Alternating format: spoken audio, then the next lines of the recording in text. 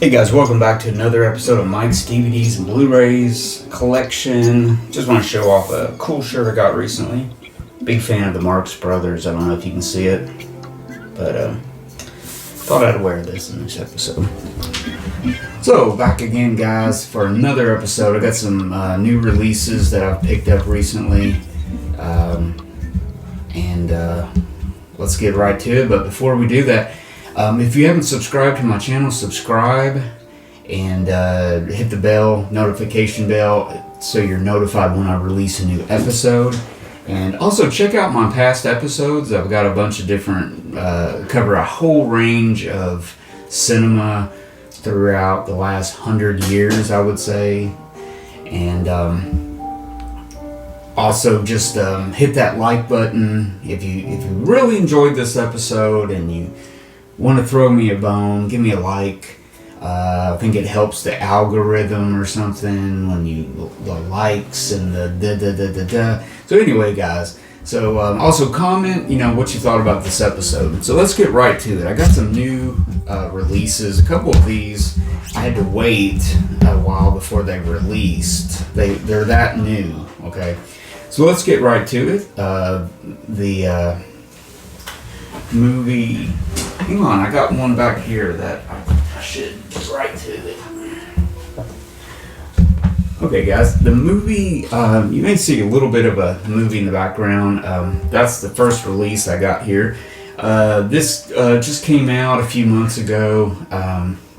This is a silent movie from 1925. It was originally released by Paramount Pictures.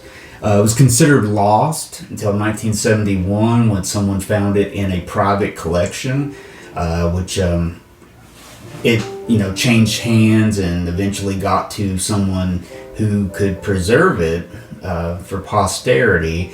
And I guess it's just an average movie. It's kind of a drama of a man in his many loves and breakups, and it's kind of a romantic comedy, I guess you could say. But what really makes this movie interesting is it's the a first appearance by a Marx Brothers in a movie.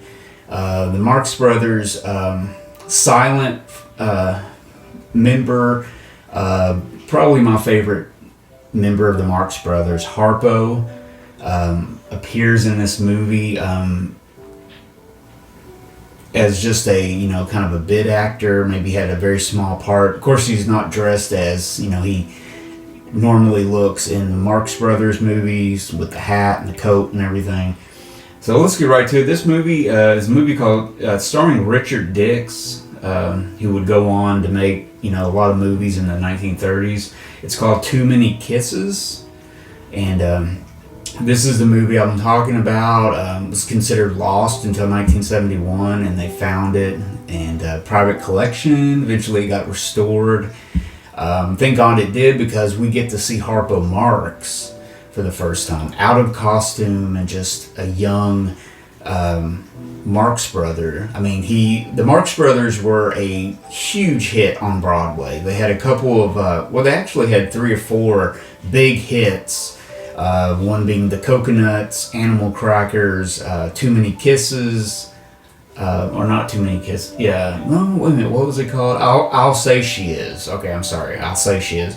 So he was on Broadway during this time. This was, Paramount Pictures had a studio in New York, and also in on the West Coast, but this was the East Coast Paramount Pictures. They made a lot of movies there.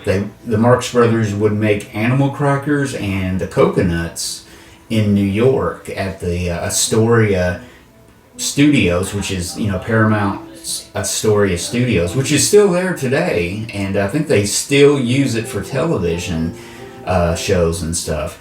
So anyways, long story short, he appears in this movie as a bit part. I guess Paramount is chasing the Marx Brothers at this point, trying to get them to, okay, we want to bring to the screen the Marx Brothers, but we want to wait till sound comes in so you guys can really be heard and seen and heard, and music and everything that you guys bring to the screen. So fast forward to 1929, The Coconuts would come out as the first Marx Brothers movie, and the rest is history. But anyways, this movie, Too Many Kisses, it stars Richard Dix, Francis Howard, William Powell. It's got a young William Powell in it. He would go on to be famous as, the star of the Thin Man series. So many MGM and Warner Brothers movies in the 30s and 40s. It's too many to mention.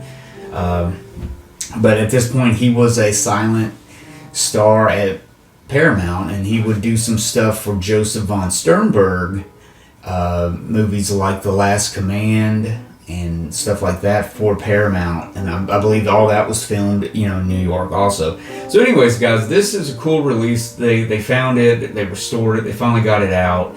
Harpo Marx is on there. There's some extras from the Marx Brothers.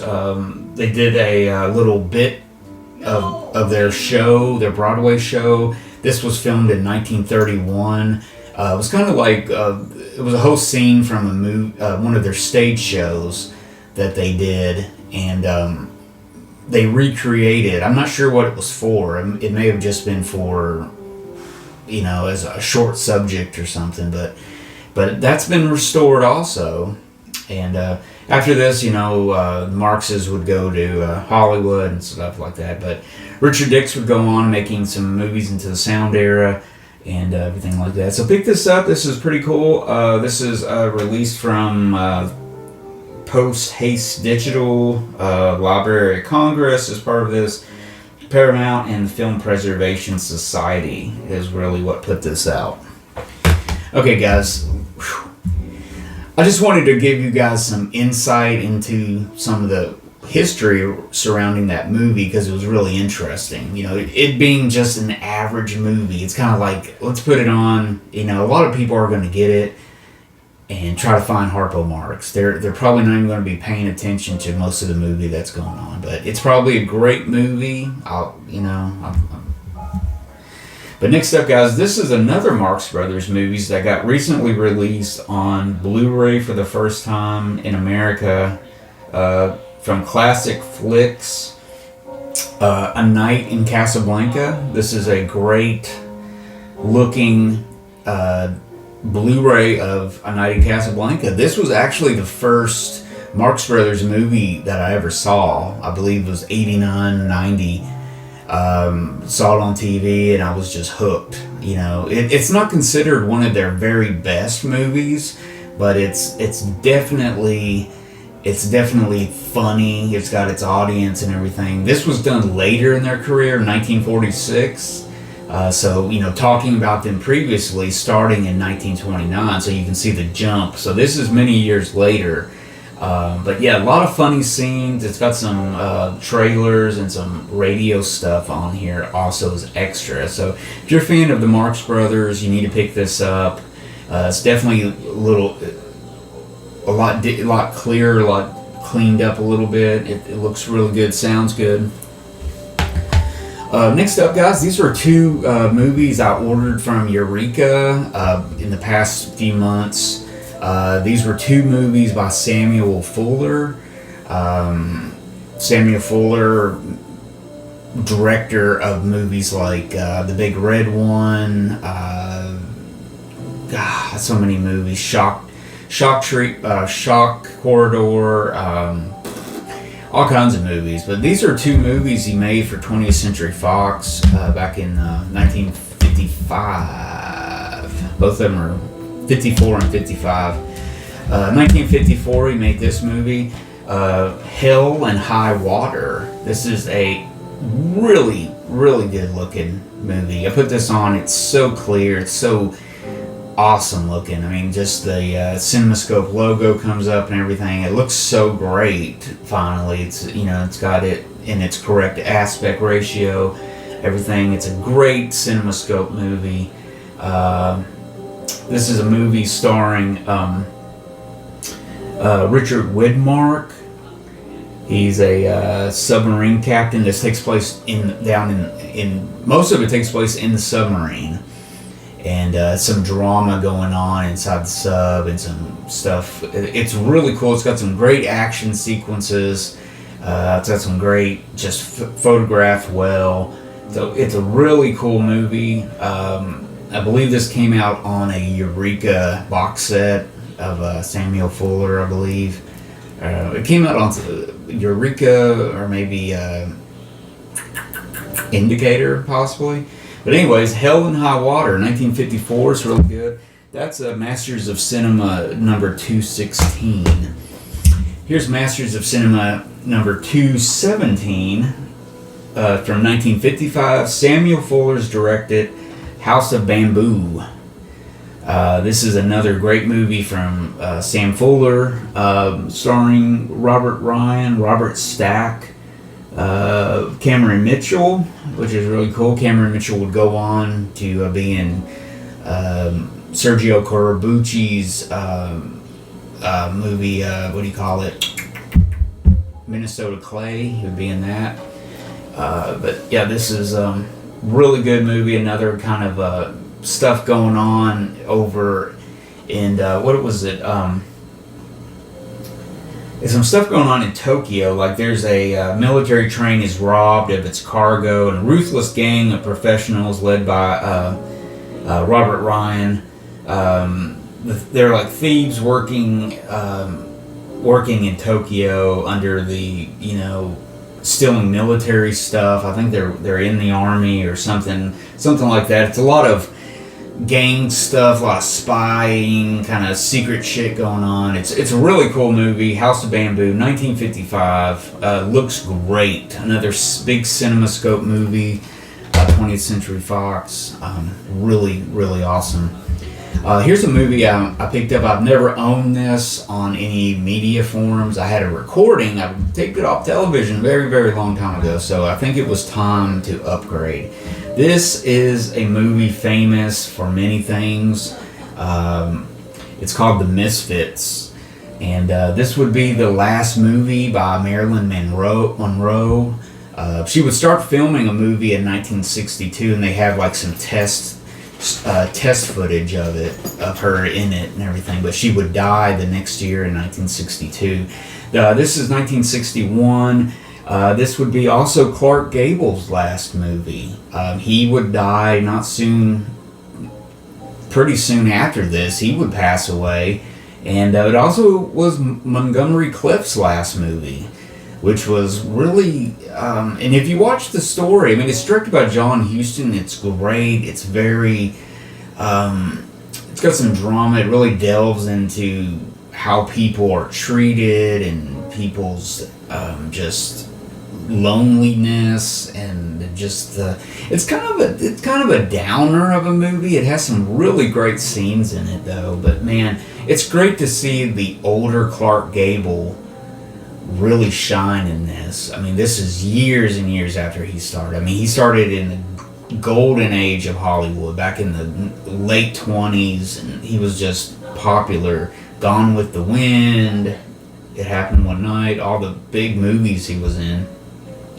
And there's some really good scenes with him trying to lasso a horse and bring the horse down and stuff. I'm sure some of it was a stunt guy, but some of the scenes are him doing it. So they say he got really stressed out. He overdid it, physically overdid it, making this movie, which would probably led to him dying later on. I think he had a heart attack.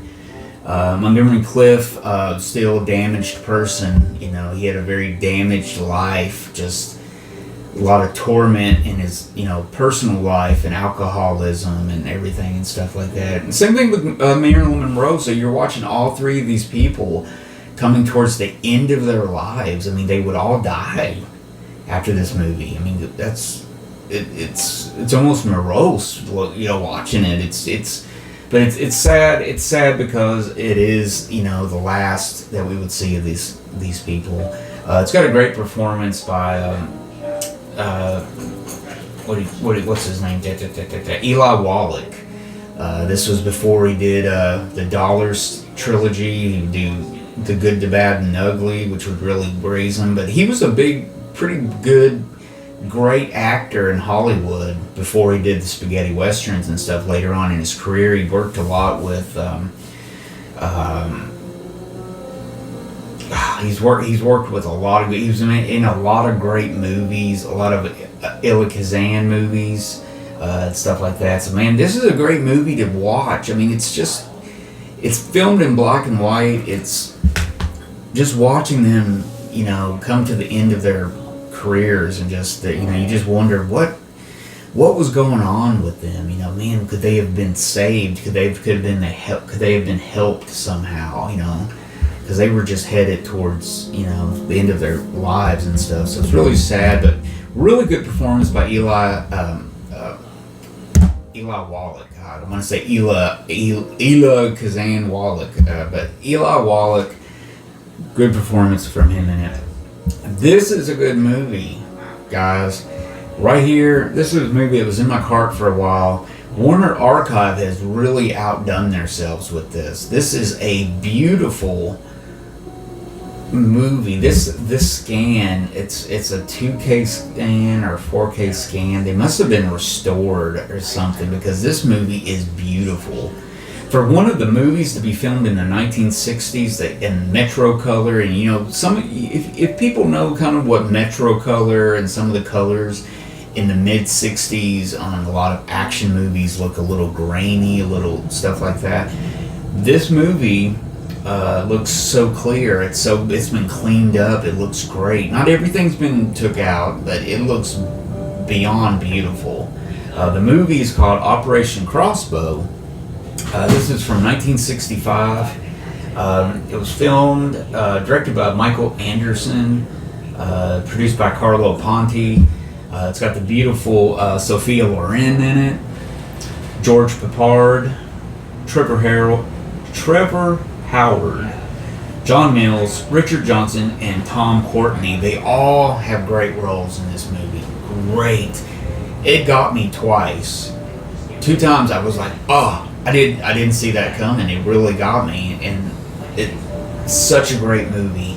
It's about 2 guys go undercover. This is right before D-Day, and they've got to get in there and stop the Nazis launching a rocket, the V3 rocket, which would devastate London and also devastate New York. They had plans to destroy those.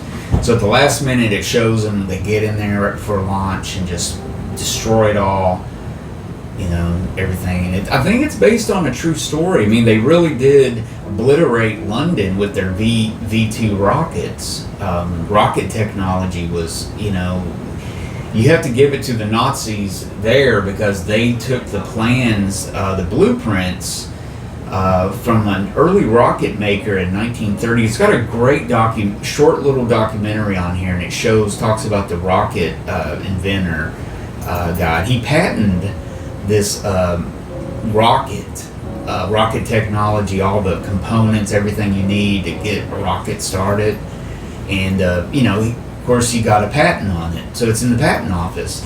So what does the Nazis do in the late 30s is they get this guy's patent somehow, because you can apply and get a copy of the patent if you want. They got it. They got some scientists, best ones in Europe, are working on it. They built these V1, V2, and V3 rockets, which almost devastate Europe during World War II. But man, it is a great action movie. Highly recommend this. This is such a great movie. Sophia Loren's good in it. I thought she was just going to be the lovey-dovey kind of just eye candy, but she's a really good actress in this. Have to really give it to George Peppard. Really good. Tom Courtenay's really good also. But it's a great movie. Great.